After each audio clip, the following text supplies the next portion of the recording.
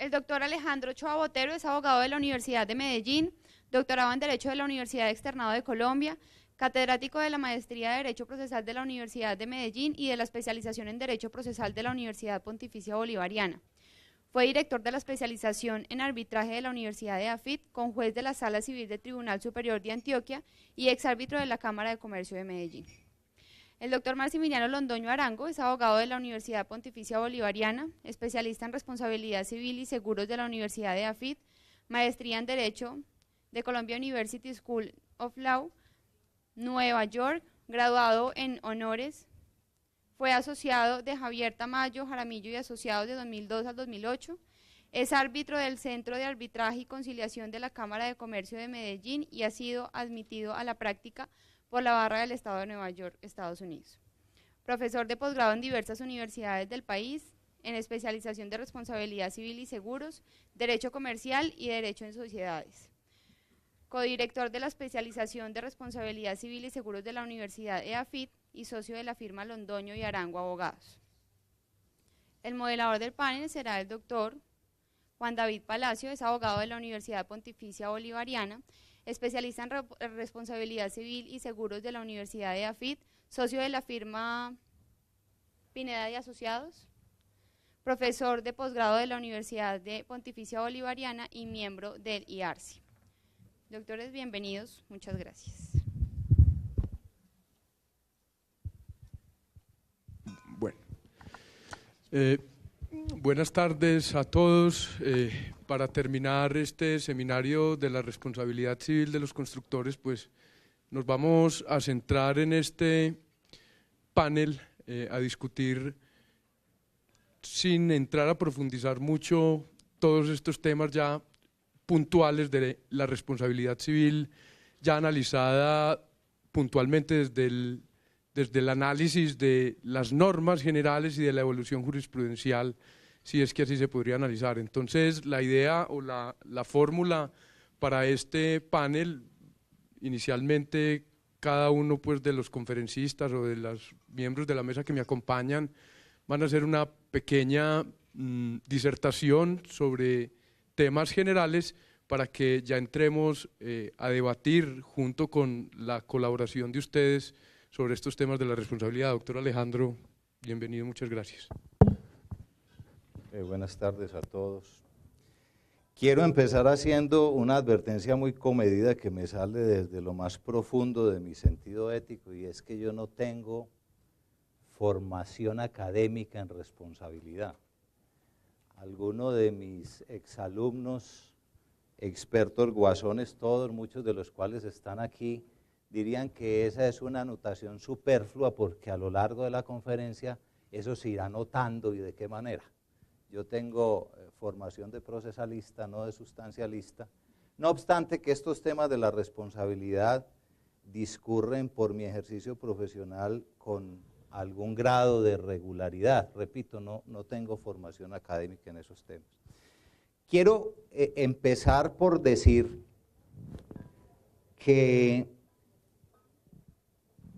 me parece bien y me parece deseable que algunos sucesos fastos o nefastos de nuestra realidad estimulen el estudio de estas materias. Todos saben perfectamente a qué me estoy refiriendo. Esos sucesos constituyen un serio y honrado estímulo del pensamiento académico. Pero hay que cuidarse mucho, pienso yo, de un peligro que está allí presente y que no por presente se ve con mucha claridad. Y es que las emociones en torno a estos temas jurídicos de responsabilidad van llevando por el camino peligroso de querer establecer regímenes especiales de responsabilidad sin que eso sea verdaderamente menester. Entonces, yo invito a todo el mundo sinceramente a que la academia siga con esa actitud serena frente a todos estos problemas y no se deje gobernar por las emociones del momento, porque al fin y al cabo, para una de las cosas en que más útil resulta la inteligencia es precisamente para moderar las emociones. Y me parece que siempre hay una tendencia emocional, como una especie de inercia, tendencial a creer que ciertos fenómenos sociales lo que están haciendo es reclamando a gritos regímenes especiales, y si uno mira las cosas sin bradicardias, pero sin taquicardias, terminará encontrando que en estas materias son muchísimos más los elementos comunes a la teoría general de la responsabilidad que los aspectos particulares que justificarían una regulación especial. No sé si Maxi quisiera opinar algo sobre ese tema. Sí, el punto de partida de mis notas era algo similar. Yo creo que ustedes ya han pasado, bueno, antes de arrancar, le quiero dar las gracias a los organizadores del evento, a los amigos del IARC y del EGIS por la invitación. Sé que hay una lista larga de personas que puedan estar aquí, les agradezco mucho por la invitación. Y el punto de partida mío era similar al de Alejandro, y es, miremoslo con una historia. El juez Posner es famosísimo en el tema de análisis económico del derecho y era el gran defensor de la desregulación de los mercados. Se vino la crisis del 2008 y 2009 y el juez Posner, muy humano, reconoció que se habían equivocado. Dijo, nos equivocamos, sí necesitábamos regulación. Y esa fue una admisión del gran oráculo. Después dijo, pero el problema es que las torres gemelas no se caen dos veces. Hay unos eventos que ocurren una sola vez o muy pocas veces y la regulación no se puede mover toda a regular eventos muy particulares sin mirar las consecuencias de rebote que pueda tener. Entonces, todos sabemos, yo creo que la presencia de todos ustedes aquí un viernes la explica la coyuntura por la que estamos pasando. Sin lugar a duda hay que hacer análisis, sin lugar a duda hay que hacer ajustes, pero los ajustes que uno haga en responsabilidad civil, ahora lo vamos a ver, siempre tienen costos, y tienen costos muchas veces para el mismo consumidor. Es que es una de las preocupaciones que decía el juez. Ahora Juana nos está hablando muy bien de los seguros. Los seguros son necesarios, creo que es una aspiración de todos, pero finalmente los seguros no los va a pagar el constructor. Los seguros los vamos a pagar cada uno de nosotros cuando vamos a comprar una vivienda nueva, y en la medida en que se van generando demasiados costos colaterales a la actividad de la construcción, nosotros los consumidores los vamos a pagar, porque el constructor no nos va a regalar el apartamento más barato, y hay que buscar que la regulación sea armónica y que todo el sistema sea coherente para tener constructores solventes, que es un tema que nos interesa a todos, tener adquirentes que si tienen un daño tengan un patrimonio que respalde la indemnización de perjuicio a la que tienen derecho, y un sistema de la construcción que es necesario, generando empleo y moviendo la economía. Entonces el llamado de atención de mi primera nota era muy parecido al de Alejandro, y es, esto requiere serenidad. No estoy diciendo que no requiera cambios, pero los cambios tienen que ser mirados de forma integral, una llave técnica, jurídica de responsabilidad, aseguramiento y costos para el consumidor final en alguna medida.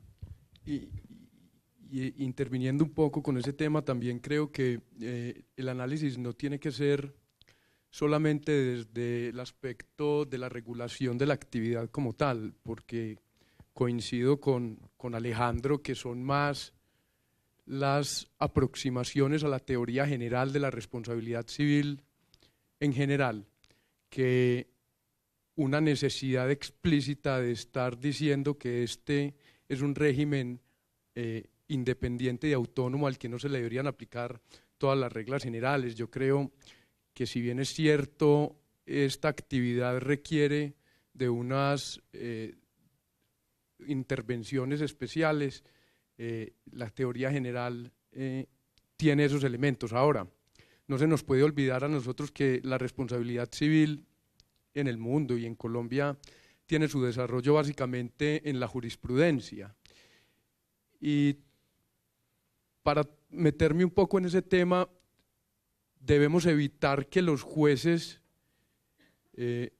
fallen teniendo en cuenta todas esas emociones que generan este tipo de eventos, que aunque hacen que reaccionen y que nos obliguen a nosotros a revisar todo este tema de la responsabilidad, no vaya a ser que haya un viraje en la jurisprudencia o en los temas de responsabilidad simplemente por esto. Especialmente en el tema de reconocimiento de daños y en la valoración de los mismos, porque si bien es cierto y el evento que nos convoca es trágico, considero que la valoración de los daños y la valoración del juez debe partir de la misma objetividad que lo hace respecto de cualquier otro caso de responsabilidad civil, sin entrar con ningún tipo de sentimiento o de prejuicio, lógicamente sin olvidar la naturaleza humana del fallador. Ese riesgo al cual me refería ahora se puede resolver en una idea básica, que desde luego no es expresión mía ni invención mía. Las teorías generales particulares, como la de la responsabilidad civil, alejadas de la teoría general del derecho, caminan por el mundo ciegas. Siempre que uno tiene la tendencia, siempre que uno se deja seducir por la idea de alejarse de los conceptos jurídicos fundamentales del derecho, hay una evidente situación de pérdida, Miren, por ejemplo, inclusive tuve ocasión de conversar brevemente sobre esto con Maximiliano, que es un experto en responsabilidad. Yo les decía de qué manera preocupante se están confundiendo los conceptos indemnizatorios con la responsabilidad. Lo digo en el sentido de que ahora se cree equivocadamente que siempre que hay una indemnización estamos en presencia de un fenómeno de responsabilidad civil, y eso no es así. Entre otras cosas porque por un legado preciosísimo de Kelsen, el concepto de responsabilidad es inescindible de un acto antijurídico. Es que no hay responsabilidad ni puede haber responsabilidad si no media un acto antijurídico, un acto jurídicamente censurable. Al fin y al cabo, la pregunta sobre la responsabilidad es esta: ¿quién debe conllevar las consecuencias indemnizatorias de un acto antijurídico? Uno se encuentra en el mundo del derecho muchísimas indemnizaciones que no responden a la idea de un daño antijurídico. Esto es, que no se producen porque haya ocurrido una conducta antijurídica o una conducta censurable. Pues bien, es que hay indemnizaciones que tienen un fundamento jurídico totalmente distinto al de la responsabilidad. No quiero pues extenderme en ejemplos que ustedes conocen desde luego mejor que yo, la teoría, por ejemplo, del daño especial en materia administrativa, la propia teoría de la responsabilidad por actividades peligrosas, si uno considera que allí no está inmersa una culpa, sino que quien actúa o quien realiza una actividad peligrosa no realiza ninguna actividad propiamente antijurídica, como lo trató de sostener la Corte Suprema de Justicia con una ponencia de William Name, pues uno diría ese es un concepto indemnizatorio que no responde propiamente a la idea de responsabilidad, y eso está bien, eso está bien.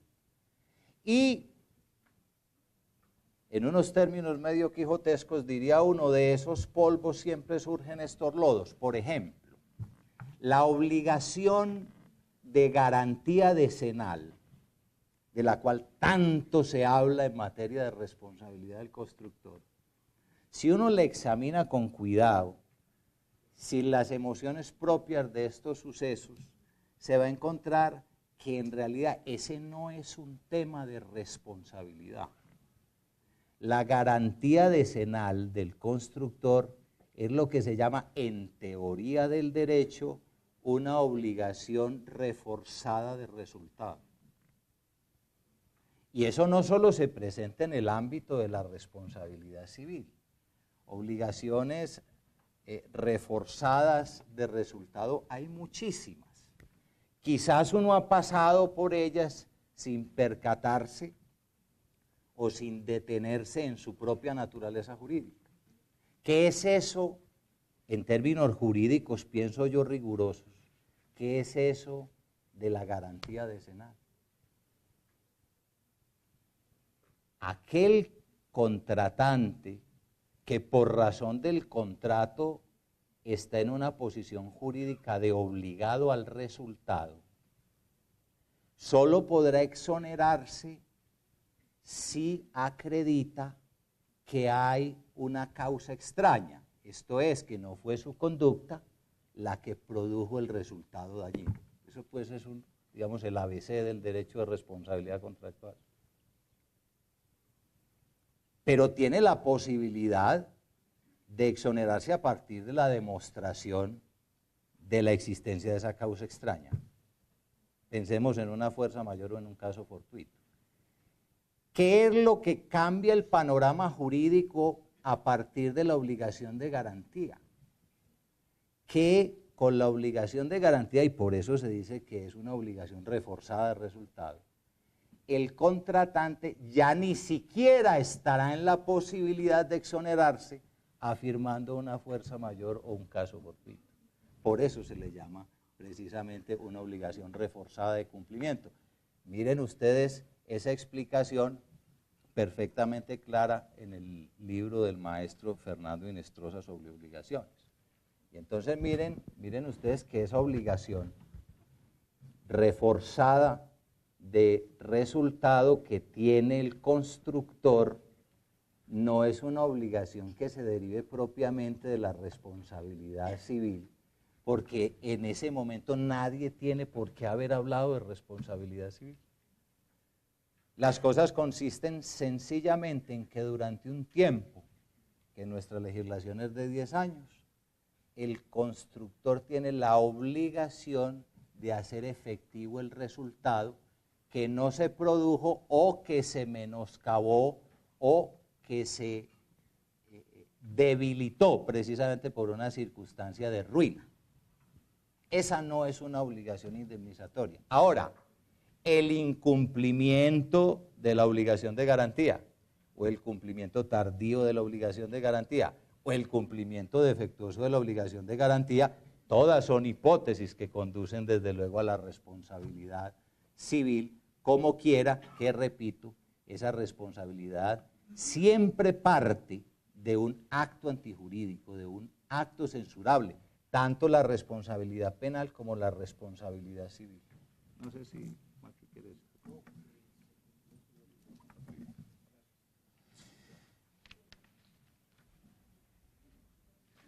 La actividad de construcción, y más propiamente la actividad de construcción de edificios, tiene una connotación jurídica que creo yo vale la pena presentar, examinar y discutir. Hoy la actividad constructiva es muy compleja, compleja en términos funcionales, porque lo que a principios del siglo XX hacía una sola persona, hoy posiblemente la hacen 5 o 6 personas. Empecemos por una consideración de las reglas de la experiencia. Aquí una edificación empieza por identificar el carácter construible o no del inmueble en el cual se piensa establecer el proyecto. Aquí tiene que intervenir un ingeniero de suelos o un suelista, como se suele llamar en la jerga de los ingenieros, o un suelero, como le dicen los ingenieros malquerientes.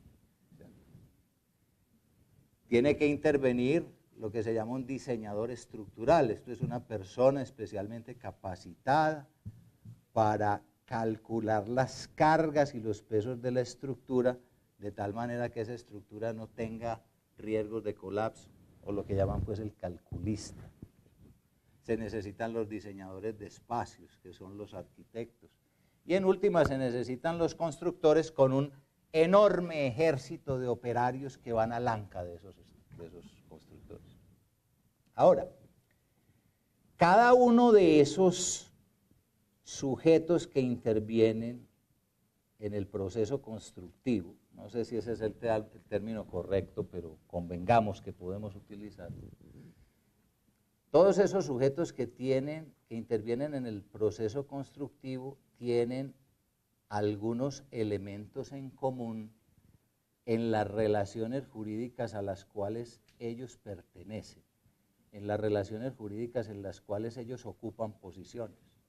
Hasta tal punto eso es así, que uno podría decir que todas esas relaciones jurídicas complejas que se suscitan o se desencadenan en los procesos constructivos es lo que la doctrina llama, la doctrina de la teoría general del derecho llama relaciones jurídicas cualificadas, porque tienen elementos relacionales comunes o inclusive elementos relacionales dependientes unos de otros. Eso se llama en teoría relaciones jurídicas cualificadas, que generalmente se estudian al lado de las relaciones jurídicas de estatus, que son aquellas que se unen por circunstancias que les son comunes y que las transforman. ¿Por qué digo eso? Porque quizás es a partir de ese concepto que uno puede decir que cada uno de esos sujetos que intervienen en el proceso constructivo debe ser considerado constructor propiamente. Debe ser considerado constructor. Quizás no se necesitaba una norma jurídica que eso dijera, pero la norma jurídica no por necesitarse sobra. Esto es, todos esos personajes, precisamente por la cualificación de las relaciones en las cuales intervienen, se consideran constructores. Ahora, para efectos de saber la responsabilidad o de escrutar la responsabilidad de esos sujetos, es necesario saber que en el proceso constructivo esas relaciones no siempre tienen una fisonomía estable. Esto es, me estoy refiriendo a fenómenos como este. Piensen, por ejemplo, en un administrador delegado, que es un prototipo de contrato de construcción bastante socorrido, bastante frecuente. Ese es un gerente de una actividad constructiva. Es posible que ese delegado, ese administrador delegado, haga la selección de todos los técnicos y profesionales que intervienen en el proceso constructivo. Piensen, por ejemplo, que el administrador delegado empieza por elegir al ingeniero de suelos o al suelista, que él mismo designa al calculista o al ingeniero estructural y que él mismo determina según su criterio profesional cuál es el constructor que mejores condiciones de calidad y de precio ofrece en el mercado. A mí no me cabe duda, así sea desde una perspectiva simplemente intuitiva, que ese administrador delegado que intervino en la designación de los otros profesionales, desde luego puede cometer errores de conducta en esa legislación, en esa propia elección, y a partir de esos errores de conducta uno podría afirmar la existencia de una especie de culpa in eligendo que comprometería o podría comprometer su responsabilidad. Pero también puede suceder que el administrador delegado no intervenga en ciertos sectores funcionales del proceso constructivo. Pasa, suele pasar. No, suele pasar, por ejemplo, que el dueño del proyecto le entregue al ingeniero calculista el estudio de suelos, realizado por un suelista elegido directamente por él. Y entonces, desde una perspectiva, así sea simplemente intuitiva de momento, uno pensaría que el compromiso de responsabilidad de quien hizo lo primero no es similar o equivalente al que hizo lo segundo. Desde luego que no estoy afirmando que en el segundo caso la conducta del administrador delegado no pudiera comprometer su responsabilidad. Es posible que comprometa su responsabilidad. El principio de la buena fe ha tenido unos alcances tan amplios, se ha ensanchado de tal manera que uno hoy podría afirmar que el principio de buena fe lleva al contratante a estar permanente y lealmente preocupado porque la parte cocontratante realice los intereses que buscaba en la realización del contrato.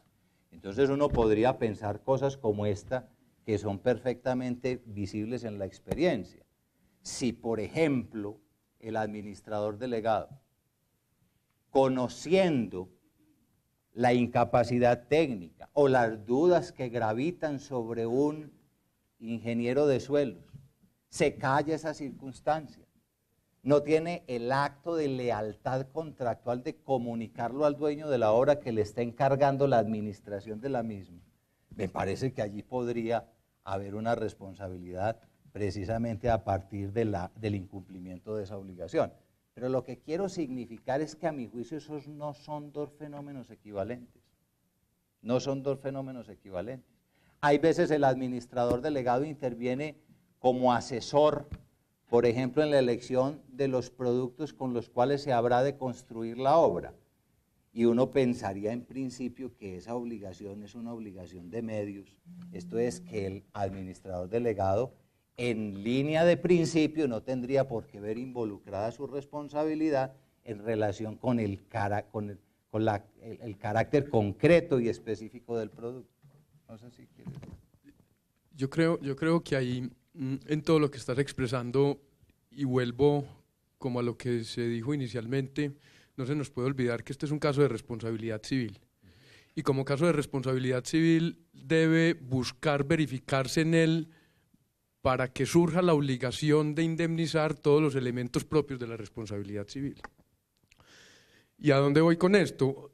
Acá entra a cobrar gran importancia y relevancia el tema de la causalidad, porque es que tampoco podemos estar entrando en el terreno de decir que todo aquel que participa, por el simple hecho de participar en esa actividad, va a tener que responder.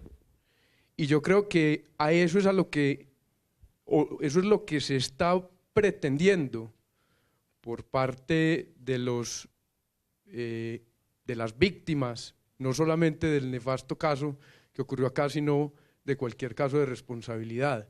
Porque es que siempre deberá el juez, antes de entrar a proferir o hacer un juicio de responsabilidad, verificar si efectivamente la conducta de esta persona pues, es la causa eficiente del daño. Evidentemente puede suceder que sean varias las causas o que sea una sola culpa, y ahí entraría a jugar, respecto de la responsabilidad civil extracontractual, el tema de la solidaridad, que es un tema que cada vez cobra mayor importancia en los temas de la responsabilidad civil, pero que no se nos puede olvidar que desde la misma teoría de las obligaciones, la misma ley nos dice a nosotros cuándo una obligación es solidaria. Y la obligación solidaria no puede ser creada por decisión de un juez. La norma dice, son solidarias o hay solidaridad por la voluntad de las partes, o porque en un testamento se dispuso, o porque la ley así lo dispone. Entonces acá tendremos que entrar siempre a tener en cuenta el tema de la causalidad. Y eso es muy importante por la gran cantidad de actores que hay acá. Es que cada vez hay más actores, cada vez participa más y más gente en todo este proceso. De manera pues que tenemos que ir a las raíces de la figura de la responsabilidad civil y analizar sus elementos para poder entrar a determinar quién responde y quién no, así estemos cobijados por determinados contratos de la construcción hoy en día. Bueno, retomando, una de las inquietudes que tiene uno después de un evento de estos es, oiga, ¿será que las reglas legales de responsabilidad civil que tenemos son suficientes para solucionar problemas tan graves como el que ocurrió en la ciudad? Y en este punto voy a hacer únicamente referencia a las reglas de derecho. No soy ingeniero, no estoy hablando de la supervisión sobre las obras, sino después de que pasa un evento de estos, si el derecho tiene las herramientas para que las víctimas vayan y tramiten sus pretensiones ante la justicia. La respuesta o la tesis que yo les traigo es: el ordenamiento colombiano, como está, tiene un sistema que es adecuado y capaz de responder con las reglas actuales a las problemáticas de la responsabilidad civil de los constructores, con la teoría general que tenemos y con el desarrollo jurisprudencial que ha habido. ¿Dónde veo yo que hay dificultades? Primero, un problema de acceso a la justicia, que no es el tema de este foro, porque tenemos una dificultad grande en hacer actuar las reglas. Y segundo, un problema que nosotros los abogados no podemos responder, y es el problema de la solvencia de los demandados. Esos son problemas económicos y a los cuales la responsabilidad civil tiene que mirar, porque no hay nada más ingrato en un asunto de responsabilidad civil que una sentencia que no pueda hacerse efectiva porque el demandado no tiene recursos. Entonces, en ese punto, el planteamiento que yo quería proponerles es: creo que las reglas actuales solucionan el problema y son suficientemente protectoras de los afectados, las reglas sustanciales. Creo que hay que avanzar en temas de acceso a la justicia y en temas de garantizar que las sentencias puedan ser efectivas. Y allí ya viene, es un problema de política pública, política económica, que tiene implicaciones y se toca con la responsabilidad civil. Y muy ligado a lo que estaban planteando Alejandro y Juan David, es qué es lo complicado de la responsabilidad de los constructores en la práctica. Creo que lo complicado de la responsabilidad de los constructores en la práctica son, un primer aspecto, el que mencionan las personas que hablaron antes, la multiplicidad de actores, con reglas jurídicas no siempre idénticas. Aquí vamos a tener algunas reglas de responsabilidad objetiva, otras reglas de responsabilidad subjetiva, entonces va a haber distintas formas de responsabilidad que no siempre van a ser del mismo nivel de exigencia o tan estrictas y con niveles de exoneración distintos. Segundo problema, que es un problema endémico colombiano, cada vez que se saca un régimen especial, se propone una jurisdicción especial. Entonces, al pobre demandante, que tendría 5 o 6 normas que lo protegen, si va a hacer actuar la norma 1, le toca irse a la superintendencia. Si quiere que actúe la norma 2, le toca ir donde el juez. Y no va a poder ir en un solo proceso a que digan, vea, quiero la norma 1, si no funciona la 1, aplíqueme la norma 2. Entonces, el sistema procesal yo creo que ha dificultado también la posición del demandante en esto. Y el tercer punto, en el de solvencia, aquí yo creo que las preguntas y las intervenciones lo han mostrado. Los abogados que practicamos en responsabilidad civil nos marca mucho quiénes son nuestros clientes y con quién trabajamos. Y uno identifica abogados de responsabilidad civil de corte demandante pro víctima, abogados de responsabilidad civil de corte demandado pro empresa, y hay un punto donde sí yo creo que todos tenemos un interés común, es en la solvencia del potencialmente responsable. La víctima, para que se haga efectiva la indemnización, el abogado del demandado, pues en primer lugar para que le paguen sus honorarios, y también porque no hay nada más odioso para uno que un cliente que es responsable y que debería transigir, no tenga los recursos y le toque llevar a un caso a la justicia por esa dificultad. Entonces, la tesis que quería plantear es hoy las dificultades son escoger la norma porque hay normas adecuadas, un tema de distintas jurisdicciones simultáneas y también un tema de solvencia que es en el que nos debíamos tratar de preocupar en el derecho, que las víctimas, si las hay, porque no siempre el demandante tiene la razón y no siempre es víctima, tengan una satisfacción efectiva.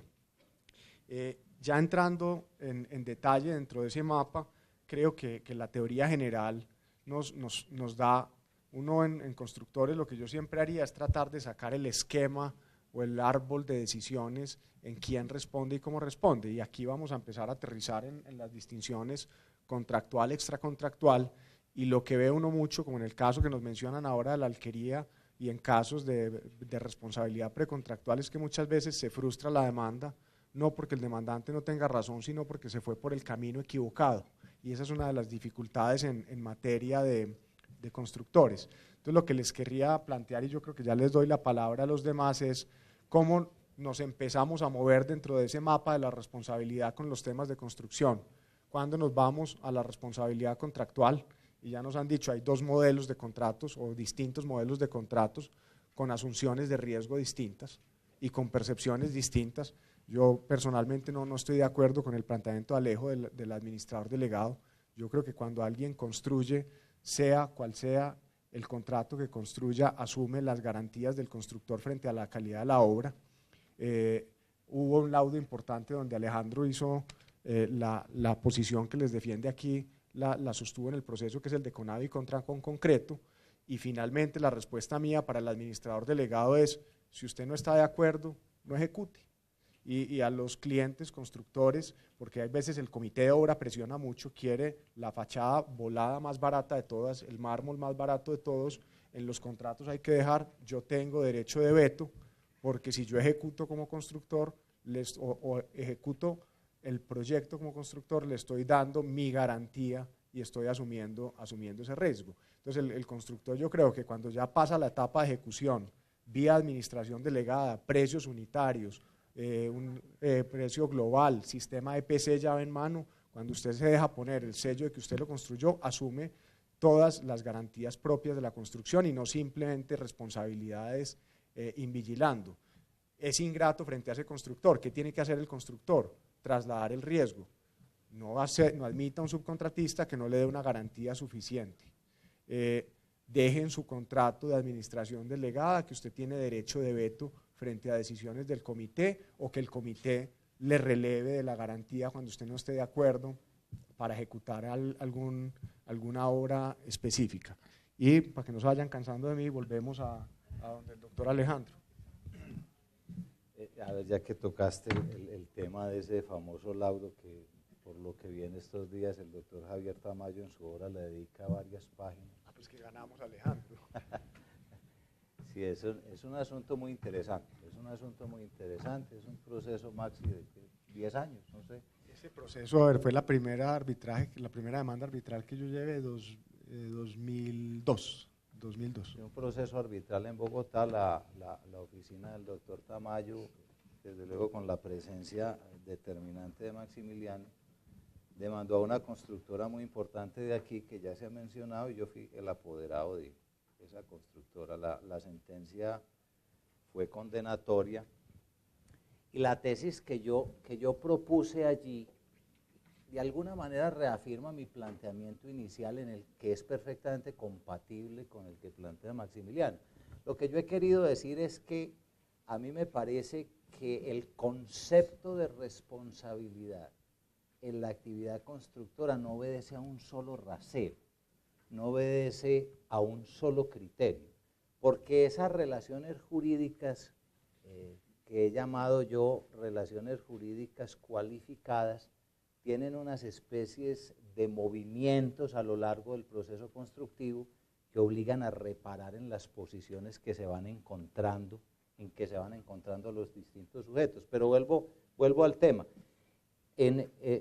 Yo sostuve, y desde luego sostuve con convicción en su momento, que el perjuicio se había causado a raíz de una de las actividades en las cuales la compañía constructora tenía comportamiento de mandatario. Me corregí si me pierdo la información, que yo estoy mucho más viejo que vos. La historia es un edificio que ustedes habrán visto, los que hayan ido recientemente a Bogotá, que es el de Seguros Bolívar, que queda al lado de la Cámara de Comercio, que tiene una fachada en mármol, y esa fachada la hizo un subcontratista italiano, y eran unas losas de 80 kilos, a las cuales se les despegaba el epóxico y se cayeron losas, obviamente del último piso, que es el 10º, eso cayó al piso en alguna ocasión y las esquirlas acabaron con un carro. Afortunadamente no hubo pérdidas humanas, y era claro que al contratista la fachada lo había elegido el comité de construcción integrado por el constructor, pero también por la institución financiera, que tenía arquitectos y gente especialista en obras, y era la propuesta más barata. Y entonces Alejandro, la tesis que decía y correspondía a las realidades: yo fui su mandatario para contratar a este señor y usted participó en la elección. Exactamente, eso fue lo que se planteó.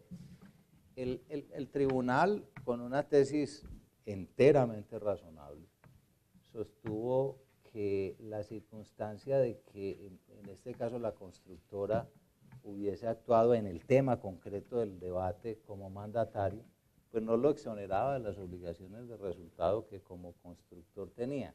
Yo, que tengo el vicio de rumiar muy especialmente los pleitos que he perdido durante mucho tiempo, he repensado mucho eso, y yo creo que el tribunal acertó, aunque quizás la razón de ese acierto debió haber sido otra, y es que lo que se proponía a partir de la idea del interventor, que es un representante del dueño de la obra en el proyecto. Y entonces mi tesis, si no la recuerdo mal, era: usted tenía a su representante en la obra, yo actuaba como mandatario y usted me daba unas instrucciones o me daba unas directrices que yo no estaba en la posibilidad propiamente de desatender.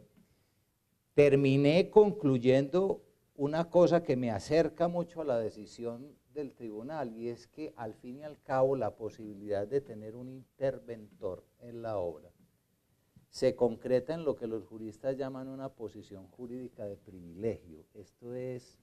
Eso es propiamente un acto facultativo, por lo menos en el derecho privado, no digo que sea lo mismo en el derecho público. Y entonces, a partir de una posición jurídica de privilegio, uno no podría invadir esa esfera diciendo que con el privilegio se le crearon cargas, se le crearon deberes o se le crearon obligaciones que disminuyen o menguan, digamos, la tasa general de responsabilidad del constructor. Yo terminé, no sé si para consuelo existencial, creyendo que el tribunal en últimas tuvo razón, pero que le faltó hacerle un agregado a la motivación de su fallo. Hay una discusión, no sé, Juan y Maxi, si entramos en ella, porque me parece importante que el auditorio oiga hablar de esto y ojalá opine sobre esto. Y es sobre alguna tesis que tengo entendido que sostiene mi compañera Diana Barrientos, en el sentido de que la regulación legal sobre la responsabilidad del constructor que está en el Código Civil quedó derogada por la Ley 400 de 1997, ese estatuto que llaman el Estatuto de la Sismoresistencia. Me excuso ante el auditorio porque las reflexiones que sobre el tema las he leído directamente en la obra del doctor Javier Tamayo, y no tengo una información directa de la doctora Diana acerca de cuáles son las razones por las cuales ella afirma eso. Si la doctora Diana está aquí, podría inclusive de una vez decírnoslo, pero lo que dice el doctor Tamayo. ¿Ah? Lo que dice Tamayo que ella dice. Lo que dice Tamayo que ella dice es lo siguiente, que la doctora Diana dice que ha quedado derogado el artículo 2060 del Código Civil por la Ley 400 de 1997, como quiera que en esta ley se establecen claramente las diferencias entre defectos estructurales y defectos no estructurales de las construcciones. Yo pues desde luego haciendo un acto de fe en lo que dice Javier, esto es admitiendo que esa sea la motivación que tiene la doctora Diana Barrientos para concluir lo que concluye, no puedo dejar de acordarme de una expresión que era muy frecuente en el maestro Enrique Gaviria Gutiérrez, que cuando uno decía cosas parecidas a esta que acabo de exponerle, le decía a uno: Alejandro, eso que usted dice es absolutamente cierto, pero no tiene ninguna importancia.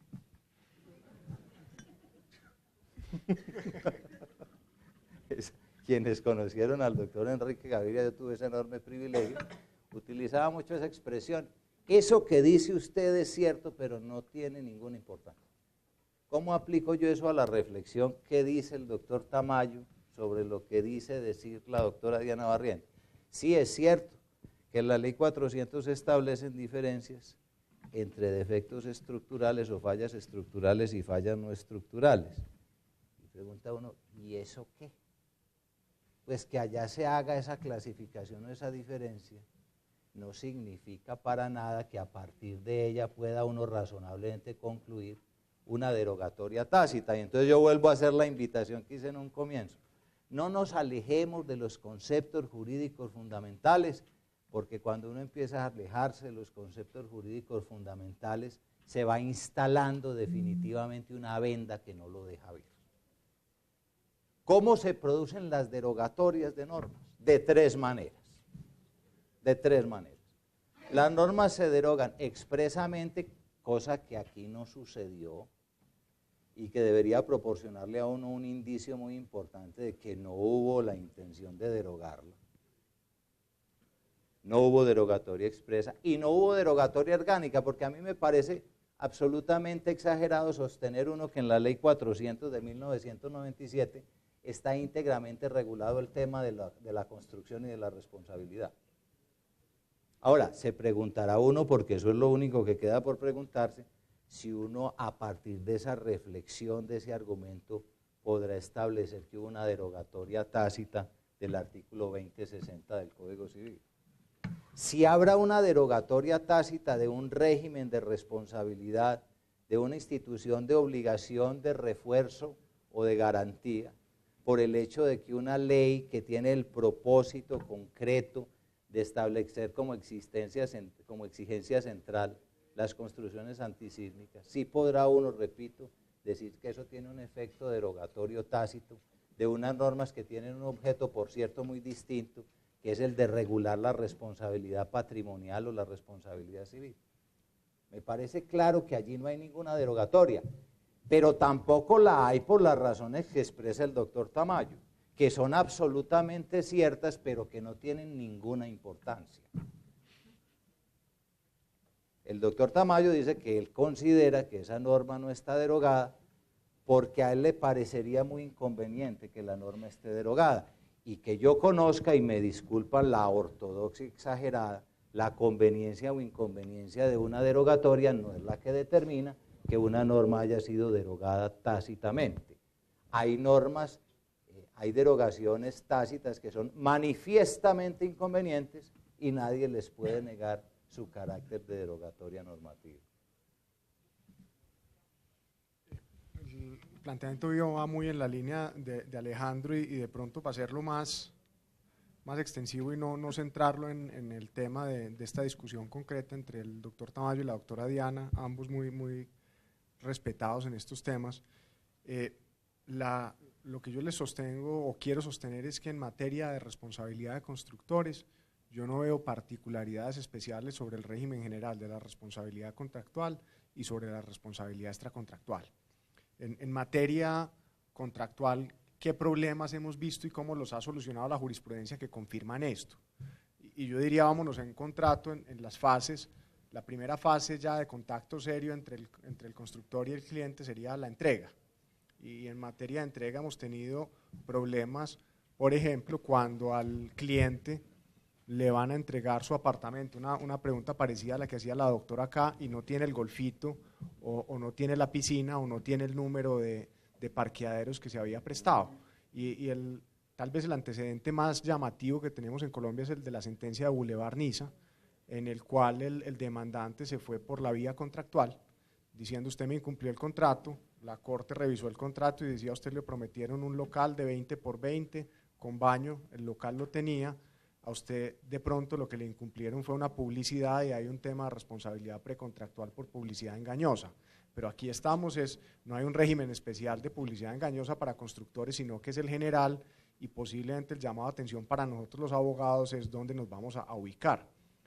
El otro tema ya sería el de la entrega, que es un tema propio de los contratos que tienen transferencia al dominio de las cosas, y es que haya coincidencia entre el objeto prometido y el objeto vendido, y temas de protestas oportunas cuando no hay coincidencia. No hay normas especiales allí. Y viene el problema de los defectos posteriores a la entrega, que es tal vez el más difícil de solucionar hoy. ¿Qué pasa cuando después de entregado el inmueble construido se presentan problemas? Ahí es donde tenemos la mayor cantidad de normas y la mayor cantidad de problemas interpretativos. Y yo creería que el tema se dificulta primero porque tenemos las garantías típicas del Código Civil y Código de Comercio, especialmente la de vicios ocultos, las garantías de estabilidad, la decenal del Código Civil y la nueva del Estatuto del Consumidor decenal para estabilidad y de 1 año para acabados, y tenemos las acciones generales de resolución o de incumplimiento contractual. Y el primer punto de partida es, por lo menos en la jurisprudencia actualmente vigente de la Corte Suprema de Justicia, se han visto los remedios especiales, llámense vicios ocultos, llámese garantía decenal o garantía de 1 año, como remedios especiales que derogan la acción resolutoria general. Entonces, si alguien tiene un problema, un apartamento con pésimos acabados, y los problemas se presentan después de 1 año y le parece invivible y el apartamento está muy desvalorizado, con la jurisprudencia actual, esta persona no podría ir a obtener una resolución del contrato porque la norma específica es la norma de los vicios ocultos. Y esa jurisprudencia nos la han repetido 3 o 4 veces con vehículos, con maquinarias de leasing e incluso con un tema de un inmueble aquí en el municipio de Envigado, que era un tema de estabilidad del terreno y se discutía si se podía ir a la resolución general y la mayoría de la Corte, con protesta de un magistrado, dijo: si se le pasaron los tiempos cortos de los vicios ocultos, señor, hasta aquí llegó su reclamación. Y había un magistrado al que le chocó la decisión, pero esa es la tesis y es un llamado de atención para los adquirentes de bienes y para nosotros los abogados. Si hay remedio especial, lo tomamos con lo bueno y con lo malo, con la carga de la prueba que nos favorece, con unas responsabilidades objetivas, pero con lo malo que también son unos términos cortos para reclamar. En el tema de las garantías ya la discusión es, oiga, quedó derogada la del Código Civil con el tema del consumidor y definitivamente no, porque no todas las relaciones son de consumo, entonces la del Código Civil sigue vigente. El problema va a ser, si uno tiene una discusión, llama a la doctora Verónica para que le explique cuándo hay relación de consumo y cuándo estamos en un contrato de derecho común, pero ahí hay regímenes coexistentes. Y finalmente, en el tema de subadquirentes, la discusión también es la de la teoría general del grupo de contratos, o en materia de consumo, la idea de que la relación de consumo no está necesariamente ligada al origen contractual o no de la adquisición del producto por parte del consumidor. Entonces hay una cadena uniforme con toda esta carreta. Es para decir que coincido con Alejandro, pero quería hacer un planteamiento no solo de la garantía decenal, sino general de la responsabilidad contractual. Y que finalmente, frente a ese régimen general y a esas normas generales, centrándonos en el tema del daño, considero que se aplicará completamente el tema de la previsibilidad o la imprevisibilidad del daño, porque habrá que tener en cuenta necesariamente en materia de responsabilidad contractual ese artículo 1616 del Código Civil, sobre todo para el tema de reconocimiento de perjuicios extrapatrimoniales, porque debemos partir de la base necesariamente que en materia contractual no siempre el reconocimiento de perjuicios extrapatrimoniales son indemnizables, depende del tipo de contrato. Los perjuicios extrapatrimoniales en principio serán imprevisibles en aquellos contratos en los que no está involucrada la integridad personal del acreedor.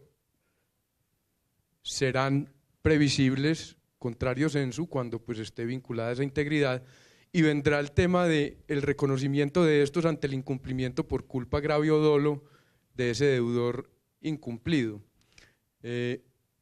Esto es bien importante tenerlo acá porque viene toda esa teoría de la responsabilidad de los profesionales que está buscando de alguna manera decir que esa graduación de la culpa no tiene aplicación y que el incumplimiento del profesional siempre va a estar enmarcado dentro de un incumplimiento grave o doloso, para decir que todos los perjuicios, lógicamente, con la salvedad de que sean directos,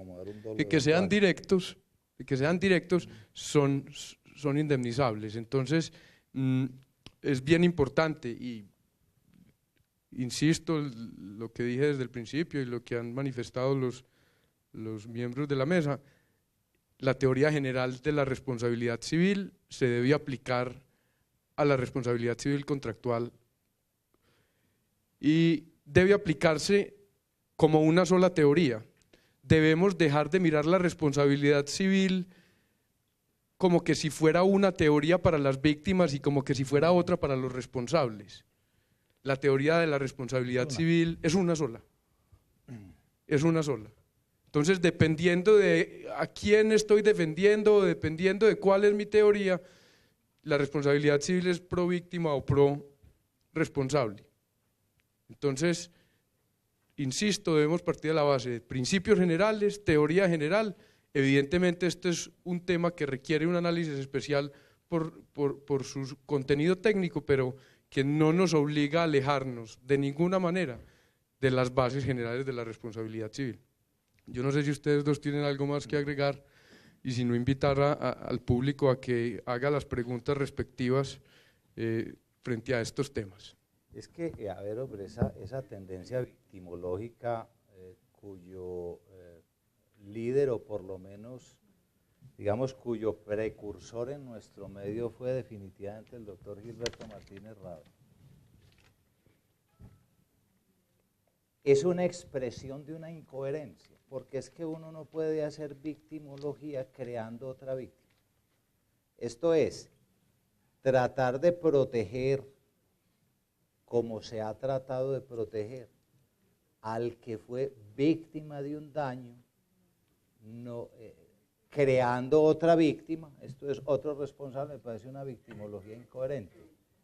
A ese tipo de pasiones no debe ceder la academia, no debe ceder la academia. La teoría de la responsabilidad es una, y uno incumple sus obligaciones contractuales y se hace responsable siempre que deja de ejecutar la prestación a que se obligó, siempre que la ejecuta defectuosamente o la ejecuta tardíamente. Ese es el marco de la responsabilidad contractual.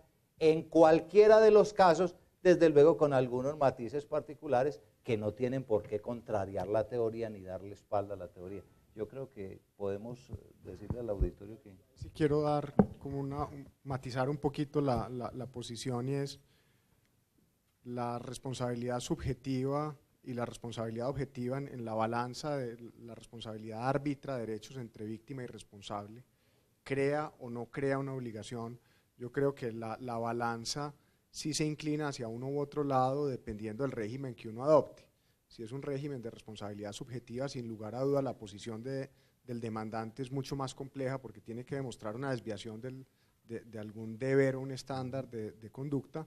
Si la responsabilidad se encamina a una obligación de resultado o una responsabilidad por actividades peligrosas, la regla de derecho está pensando más en la posición del demandado, del demandante. Y en el punto, yo creo que todas las reglas, si uno fuera a caracterizar la responsabilidad de los constructores, yo diría, este es un régimen tanto en materia contractual como extracontractual, donde estamos fuertemente inclinados hacia obligaciones de resultado, salvo casos excepcionalísimos, y hacia responsabilidad por actividades peligrosas, salvo casos excepcionalísimos como el de algunos consultores o profesionales independientes. Entonces, en ese punto yo sí digo, la balanza está pensando más desde el punto de vista de responsabilidad hacia el adquirente del bien, hacia la víctima, y así debe serlo, porque el constructor es una persona profesional que puede tener su matriz de riesgos, organizar cómo va a asumir esos riesgos vía seguro, vía subcontratos,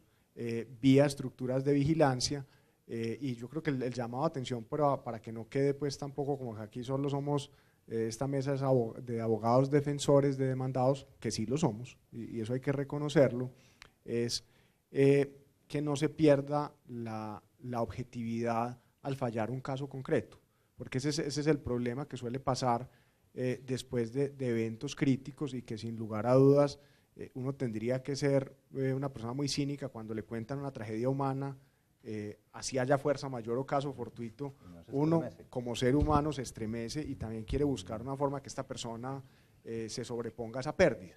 El tema es que el derecho no puede simplemente resolver el caso por ese sentimiento humano, que el que no lo tiene pues ya está con algún problema. Entonces ahí, como para matizar un poquito, yo no creo que ustedes dijeran la cosa tan lejos, pero sí creo que había que hacerle ahí un pasito atrás. Sí, de acuerdo, sí, de acuerdo. Pero es la misma teoría, pues.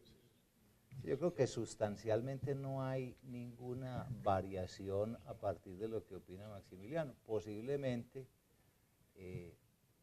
digamos, la forma como procesalmente se representa el debate sobre responsabilidad, desde luego tiene líneas más cómodas tratándose de algunos tipos de responsabilidad que otros.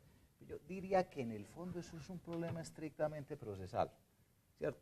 Es un problema de distribución de cargas y de deberes en el proceso, pero eso no afecta propiamente la teoría de la responsabilidad, que es un fenómeno evidentemente sustancial. Sí. Le doy la palabra al público por si tiene algún comentario o pregunta para hacer, o si no, para dar por cerrado este panel en este momento. Bueno, muchas gracias por la atención. Bueno, muy amables.